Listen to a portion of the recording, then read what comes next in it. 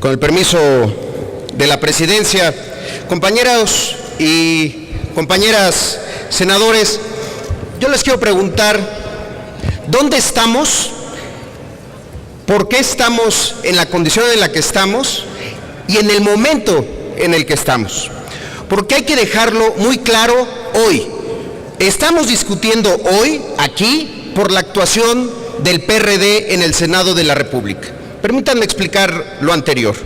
Sin la intervención de los 22 senadores del PRD, el dictamen presentado por el presidente con todos sus adornos posteriores ya estaría aprobado el día de hoy. El PRD desmontó un acuerdo entre el gobierno, entre el PRI y el PAN para imponer otro dictamen que no respetaba la letra y el espíritu de la reforma constitucional.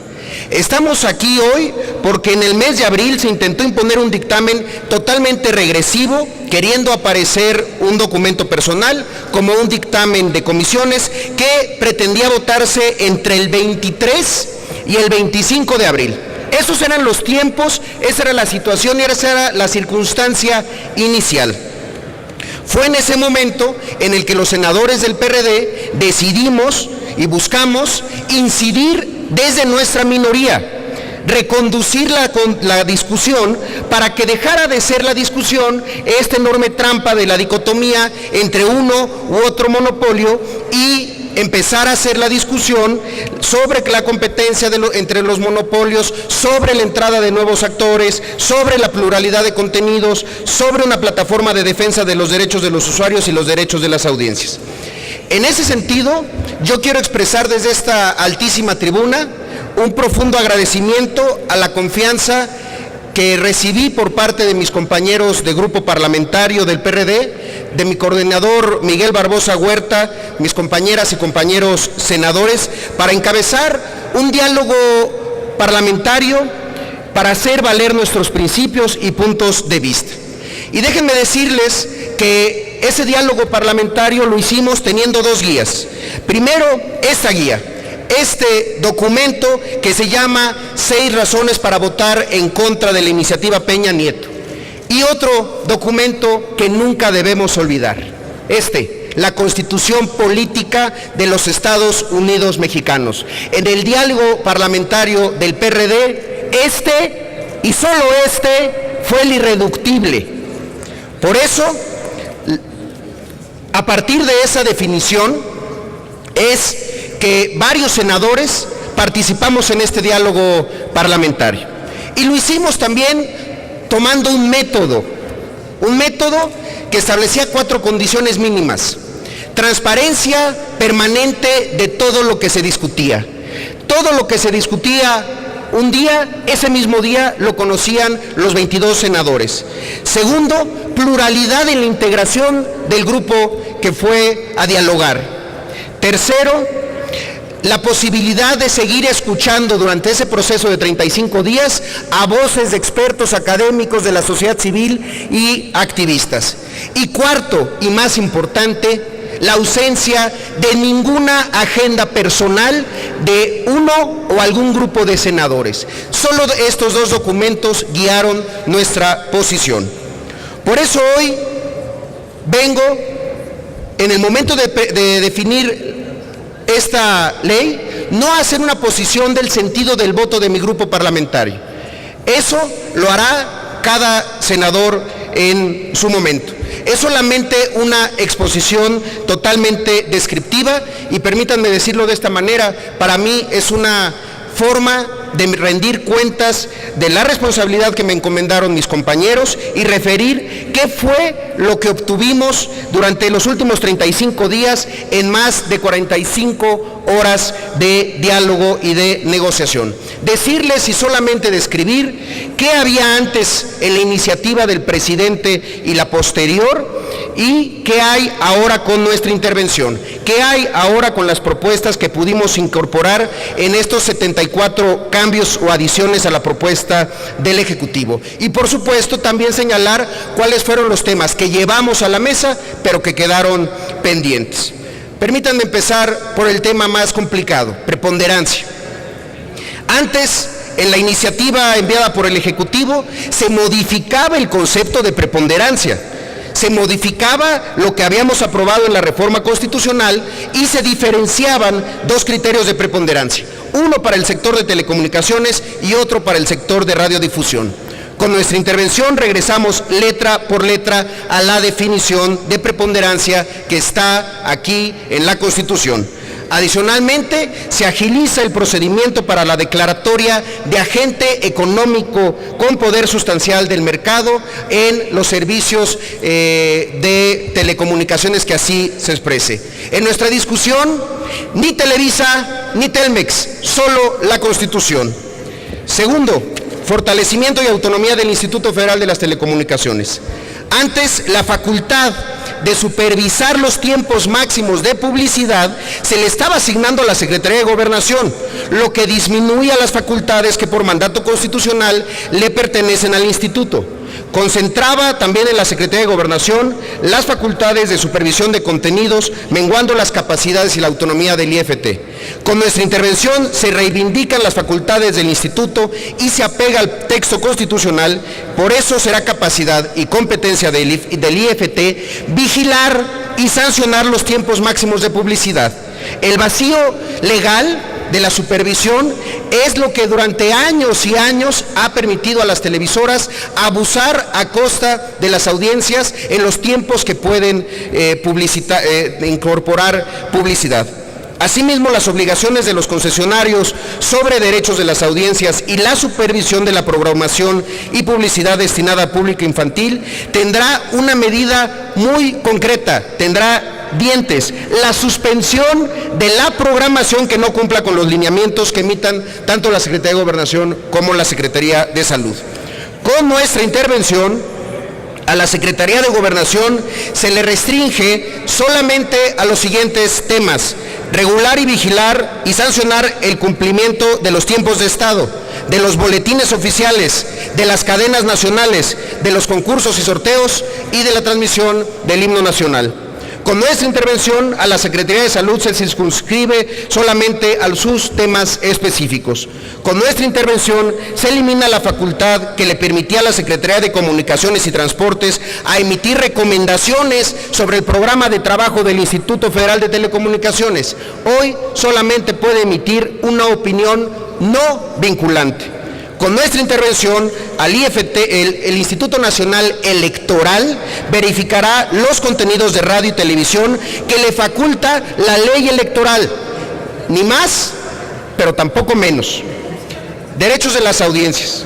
Antes se establecía un catálogo mínimo de los derechos de las audiencias y se pretendía la autorregulación de los medios sin mecanismos para que los defensores de las audiencias atendieran las quejas.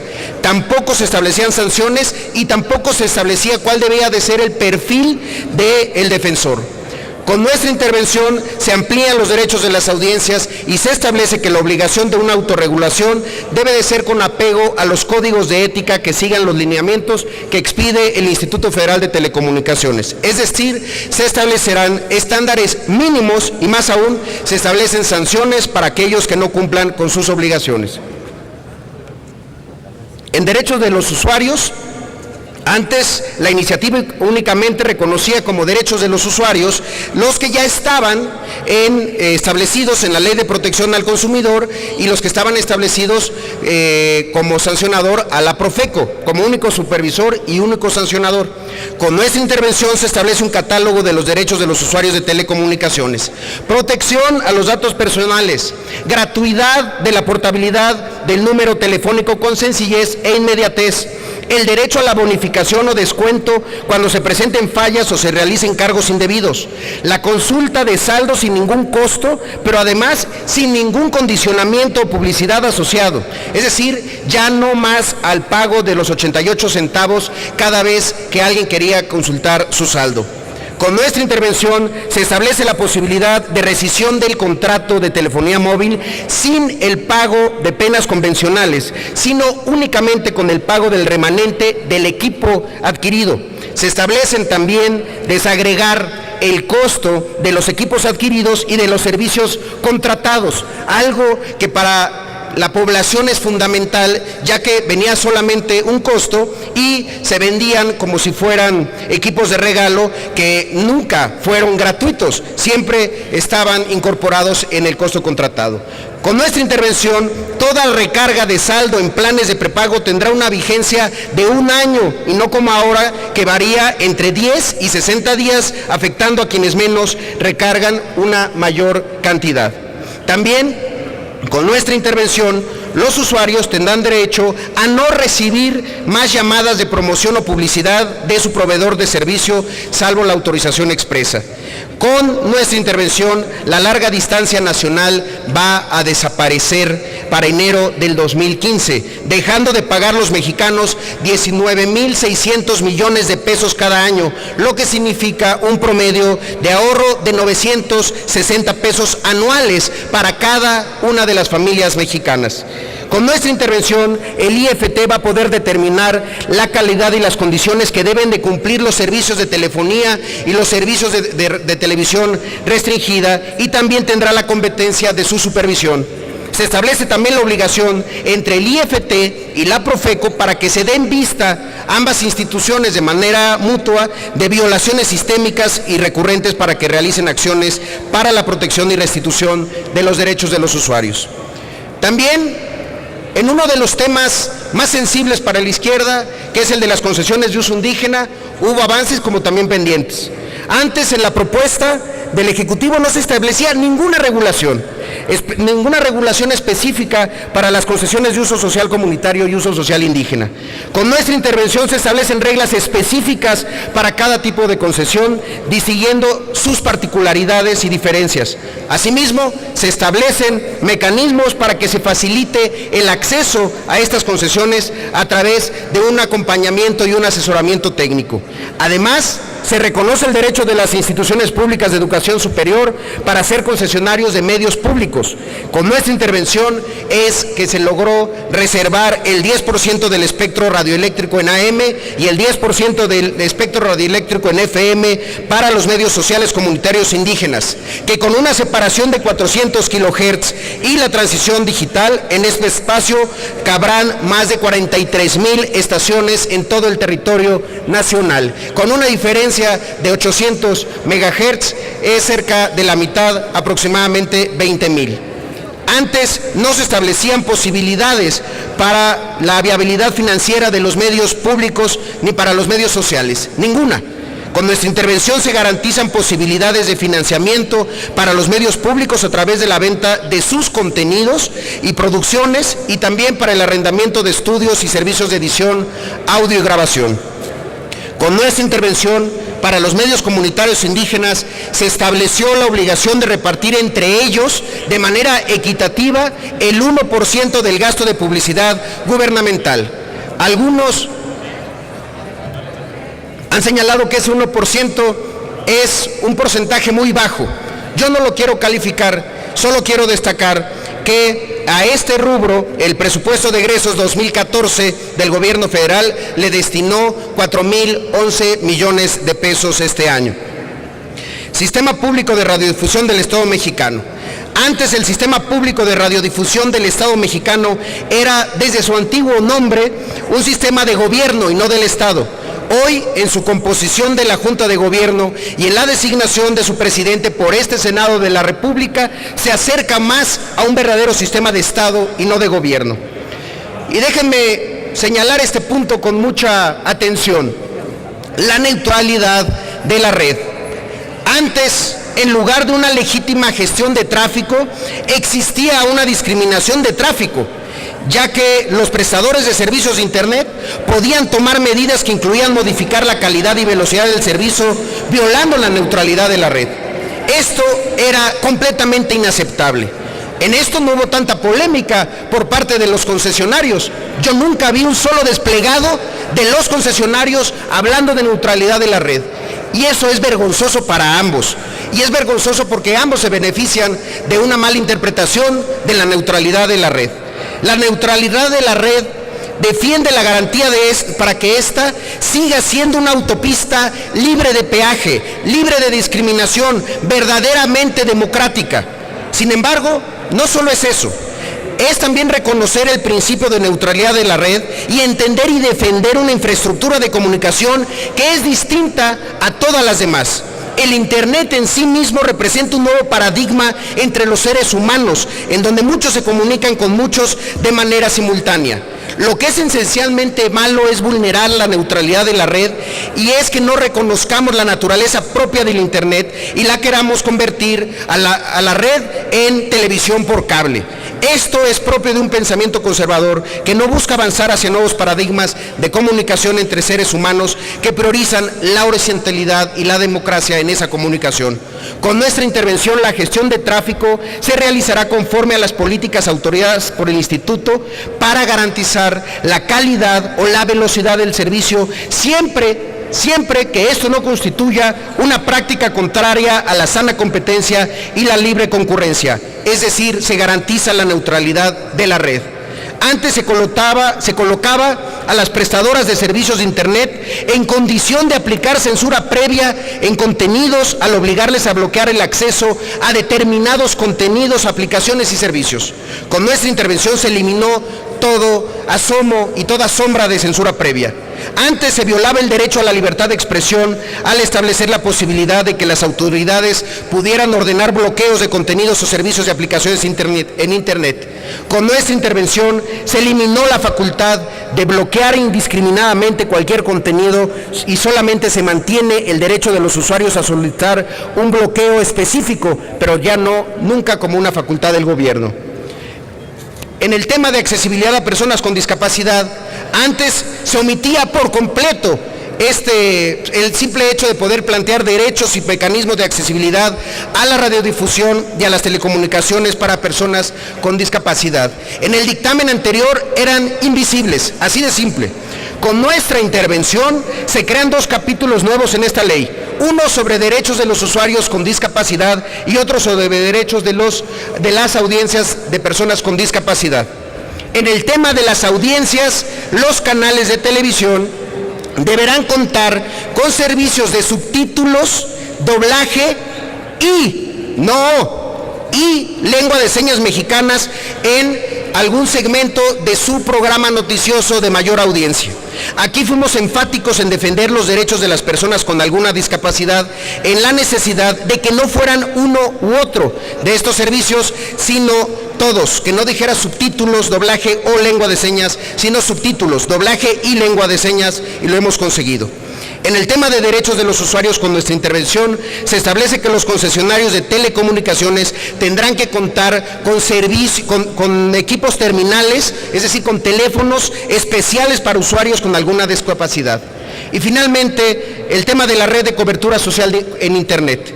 Antes solo se consideraba hacer llegar el servicio de Internet a través de las fuerzas de mercado, olvidando a las comunidades más pobres, a las comunidades más aisladas o dispersas que cuentan con infraestructura, pero que están fuera del interés de las empresas.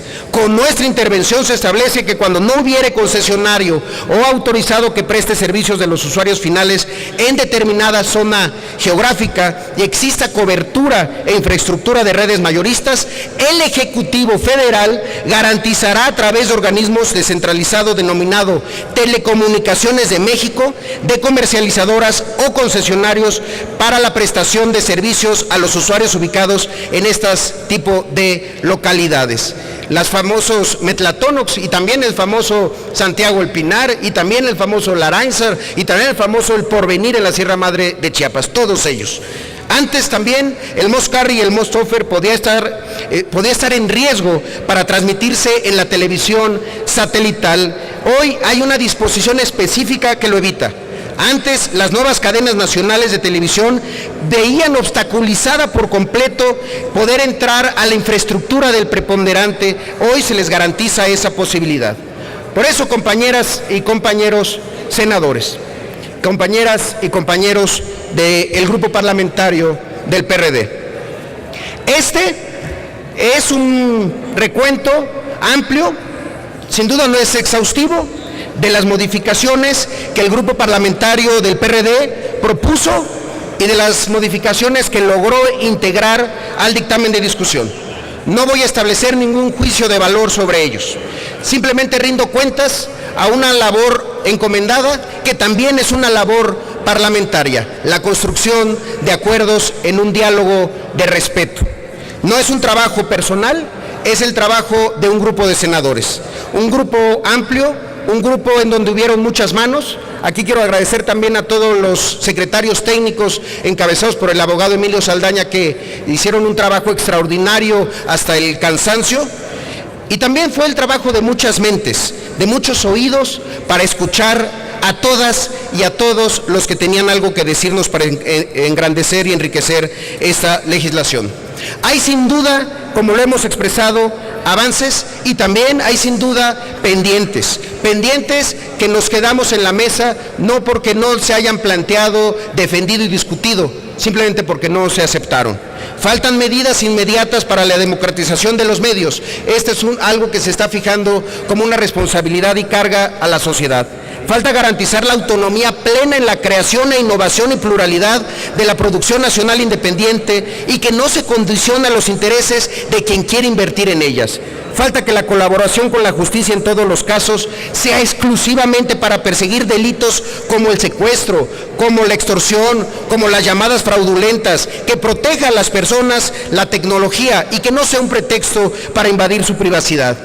Falta que la concentración esté regulada por el Instituto Federal de las Telecomunicaciones en todo momento.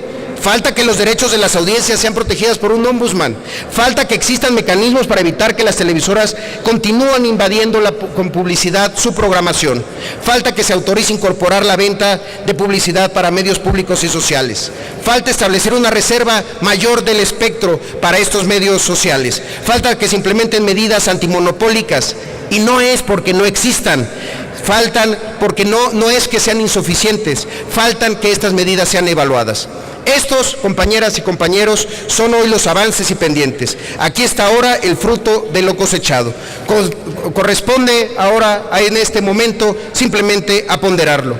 Yo solo quiero agradecer su confianza y la posibilidad de haber tenido una participación con todos ustedes en este diálogo parlamentario y democrático. Ahora es momento de tomar decisiones. Muchas gracias. Gracias, senador Zoé Robledo Aburto.